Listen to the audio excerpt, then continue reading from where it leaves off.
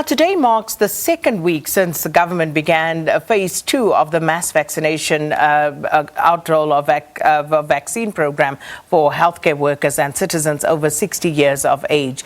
The people are being urged to register their details on the Electronic Vaccination Data System, and 5 million senior citizens are targeted for vaccination by the end of June. And joining us now via Zoom is Acting Deputy Vice-Chancellor for Research and Innovation at the University of KwaZulu-Natal, Professor Mosa Moshabela. Professor Moshabela, thanks so much for your time. Welcome to Morning Live. Good morning to you, Sakina, and to the viewers. So 5 million, just around 5 million senior citizens being targeted for this phase of vaccination. But last week we were talking about around 1.6 million who had registered. Is there an update on that number? Have more people since come forward to register on the electronic database? Sakina, it's become very difficult to monitor the numbers based on the reports that we obtain publicly. I think that it would really help for us to get these updates, because then it's really important that we mobilize South Africans around this. So far, we've been hearing a lot of reports around walk-ins, and a lot of those walk-ins may not necessarily have been registered. Some of them may be registered but not received an appointment. So I'm losing track of the actual numbers that are on the EVDS registered versus the ones that are actually getting the vaccines. And I'm also not sure whether the numbers on the EVDS actually predict the number of people that are going to come forward for the vaccines by end of June. It's possible that people may not register but still come forward to the vaccines. I do think that regular reports based on the EVDS, both in terms of registration and those vaccinated, can really help us a lot. And Professor Moshabela, that's a very important point on the walk-ins, because if people haven't registered, then surely if they are able to prove that they are over 60 years of age, their provision, one would imagine, should be made from a common sense perspective for people to do that. But we know that there are other logistical factors regarding things like the number of vials distributed to different areas that complicate this issue. But clearly we have a problem. I registered my mother, for example. What about elderly people who do not have anyone to assist them in that regard? How do we overcome these challenges? Yeah, no, absolutely. I think that for anyone who is 60 and above, there is a moral obligation to provide them vaccines when they come into the vaccination sites and it's found that they have not registered. They can be registered on the spot and perhaps be assisted. If, for instance, we are out of vaccine doses, or we run the risk of losing them, then arrangements need to be made for them to receive those doses. And for me here, there's a number of logistical issues. It's not only the availability of doses, it's also the accessibility issues. Some of them may not necessarily be able to come into the vaccination centers or return.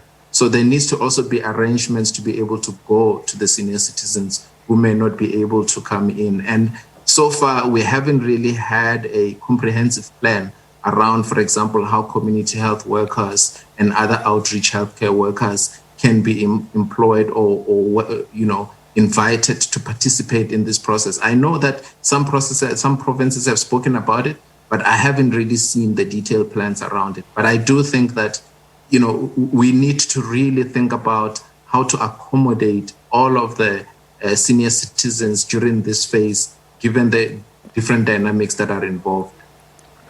Professor, if you look at a province like KZN, for example, vastly rural, and I had a tweet from a senior citizen in KZN, Linda Barron, I think was her name, and she raises the issue of access that you speak to, and she points out that she has had to travel or she would have to travel, and the cost of a single trip is 131 Rand.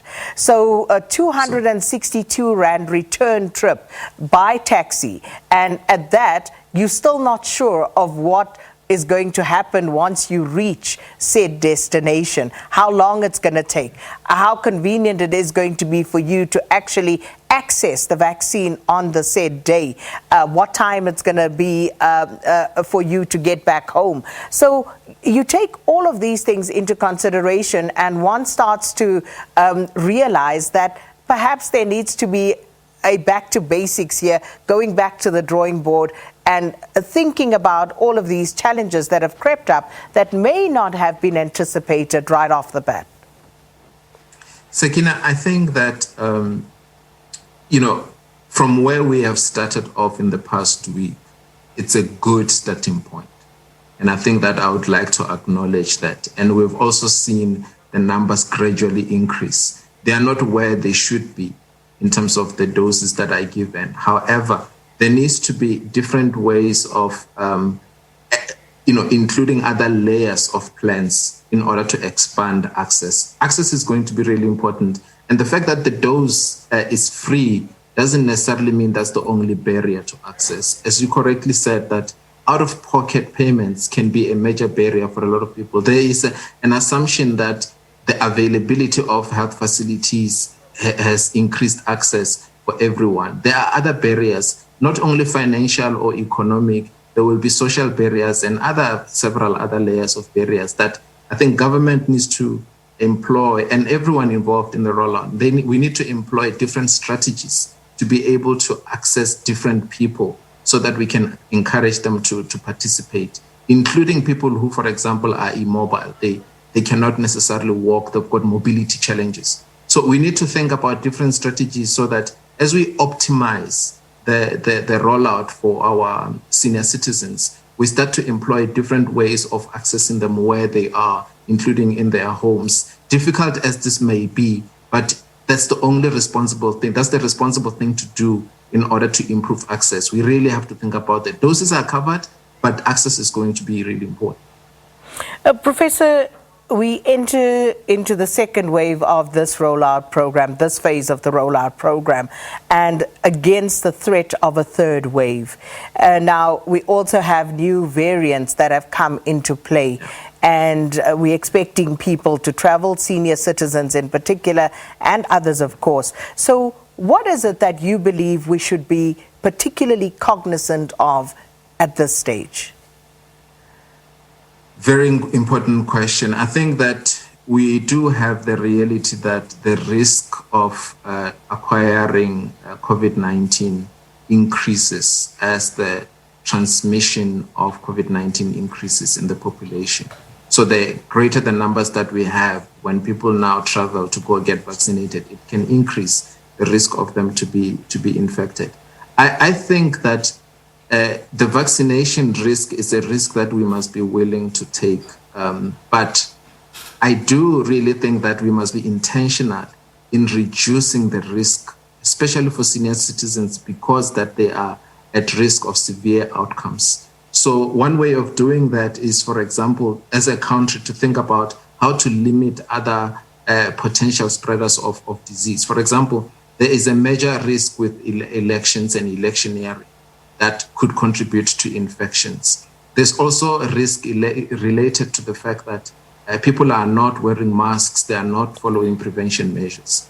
And there's also risk just related to the fact that we haven't really implemented additional restrictions in the country. So I think that if we really want to buy time to vaccinate the people that are most at risk of severe outcomes, like our senior citizens, we must then be willing to some extent compromise to reduce the risk of transmission in the population and crash that epidemic curve for the time being until we've optimized our vaccination and we have reached as many senior citizens as possible. The earlier we crash that curve and we increase restrictions, for me, I think it will be a good strategy to protect the senior citizens and increase vaccination. And then, of course, the reassurance around the safety before we even talk about the efficacy of these vaccines, Professor.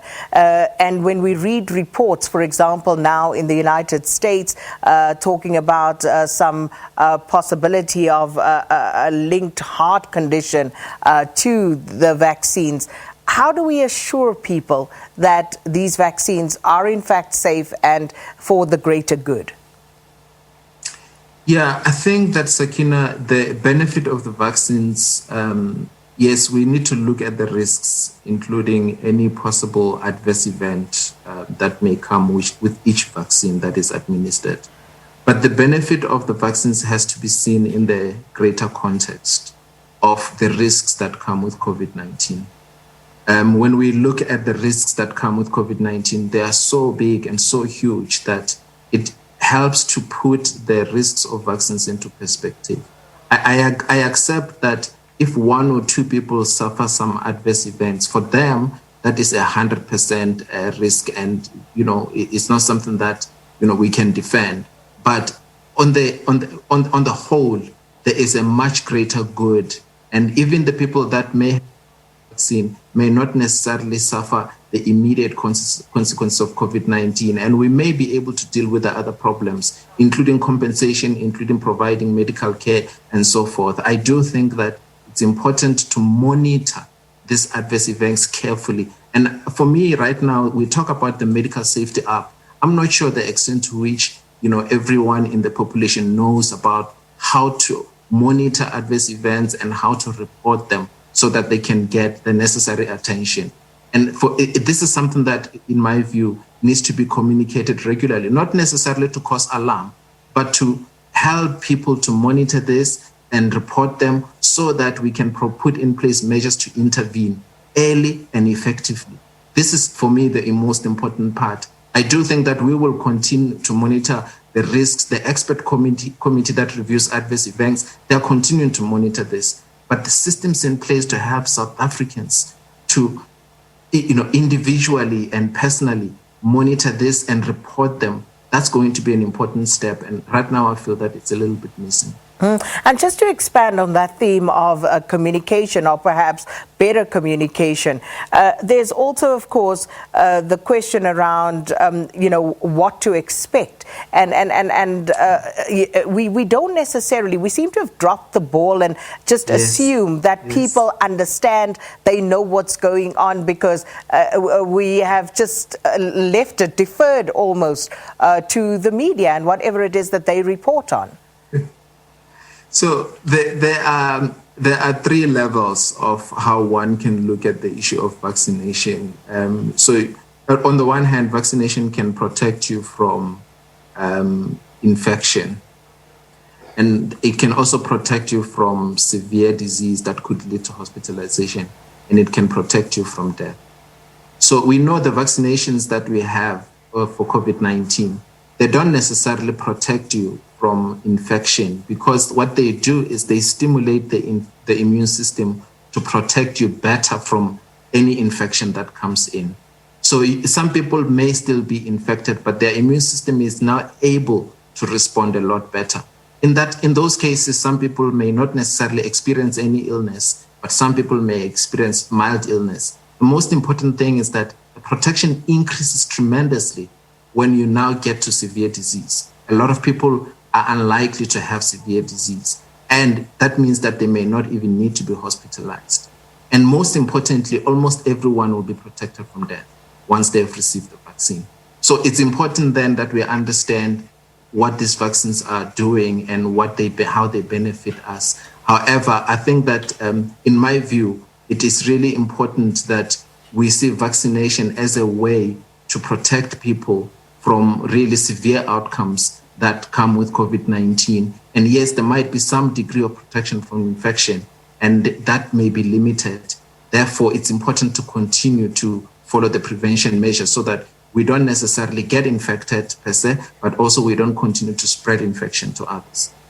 Again, the importance of communication, the fact that people need to understand that you can actually be reinfected even if you've had COVID. So sometimes, people seem to believe that when or once you've been vaccinated, that's it. You are now almost immune to COVID, and that isn't the case.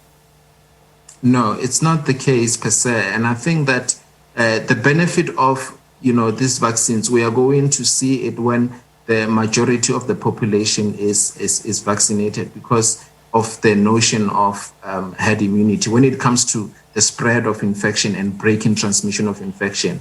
But for as long as we are not there yet, the benefit that we are looking for really is for the individuals who are vaccinated to be protected from severe outcomes until we have expanded the program, at which point I think that we can then start assessing the extent to which we are actually breaking transmission. And we've seen it in other countries where the infection rate starts to go down, even though it may still be threatened by new variants, which is why we are now thinking about how to deal with these new variants, including some boosters and so forth. But so far, we know that even with the new variants, you will still be protected from severe disease, even if you might have breakthrough infections. Professor, we're hopelessly out of time. So literally in 15 seconds, when can we expect to see other people starting on these vaccination rollout programs? We're talking about people with comorbidities such as HIV and others. We're talking about other frontline workers. When can the vaccine rollout program start for them? So, Sakina, I think that for as long as we can maintain a sense of agency, we should start to see this in July. But of course, this depends on the extent to which we maintain supply of vaccines and we maintain the rapidity of expanding sites. I'm hoping that in July, we'll start to see other people. Well, thank you so much there, Professor Mosa Moshabela, Acting Deputy Vice-Chancellor for Research and also Acting Vice-Chancellor for Research and Innovation at the University of KwaZulu-Natal, talking to us about the second wave, of course, and the vaccine rollout program, some of the challenges it's thrown up, but also talking about education and safety around it. That's where we're going to have to leave it for our SABC2 viewers. We'll see you again tomorrow. For the rest of our viewers on SABC News, third and final hour of Morning Live coming up.